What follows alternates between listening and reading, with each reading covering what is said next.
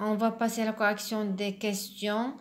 Bon, la première question était quelles sont les transformations corporelles communes entre le garçon et la fille? Eh bien, les transformations corporelles communes entre le garçon et la fille sont les premiers poils pubiens et poussées de croissance.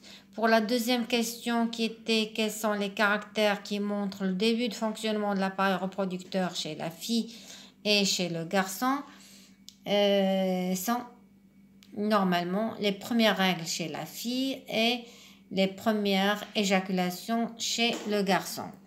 Bon, pour le tableau, bon, vous voyez là pour les transformations corporelles chez la fille, premier poil pubien, ça apparaît entre l'âge de 11 et 12 ans. Chez le garçon, entre 13 et 14 ans.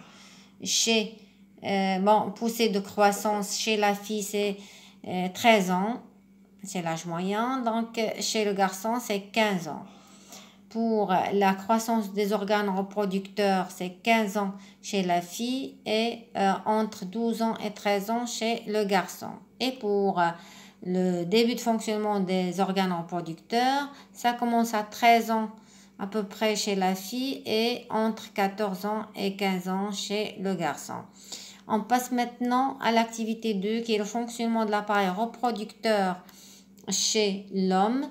Bon, on commence par identifier les organes reproducteurs et le rôle, et de savoir aussi d'identifier le rôle des testicules chez l'homme. Commençons par l'exploitation de quelques documents. Les premiers documents A, c'est-à-dire le document A, ça nous montre l'appareil reproducteur chez l'homme, vu de face et de profil. Vous avez à schématiser ou bien, à annoter ou à légender ces documents-là. On va le revoir après. Donc, vous avez aussi une série d'expériences pour mettre en évidence le rôle des testicules. Donc, première expérience souris normale. Vous voyez ici, résultat, production des gamètes, développement des organes reproducteurs. Donc, peut-on conclure? Vous allez remplir la conclusion, bien sûr. Après, c'est l'ablation des testicules chez une souris adulte. Qui dit ablation, c'est-à-dire on enlève les testicules. On appelle aussi ça castration. Bon, résultat, c'est stérilité, c'est-à-dire qu'il ne peut pas donner d'enfant. Puis atrophie des organes reproducteurs et disparition des caractères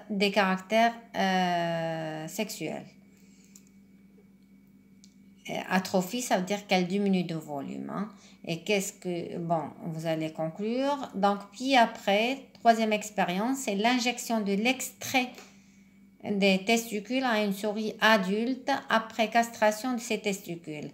Le résultat, c'est stérilité, toujours, mais réapparition des caractères sexuels et retour des organes reproducteurs à leur développement. Donc, vous voyez là. Donc, première question, légender le document. Deuxième question,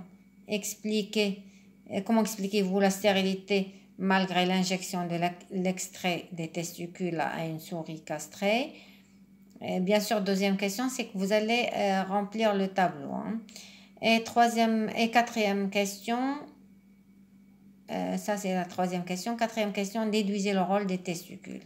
Voilà, je vous laisse le temps de réfléchir à ces questions-là et je vais revenir pour vous expliquer aussi pour répondre à ces questions-là. Donc, à tout à l'heure.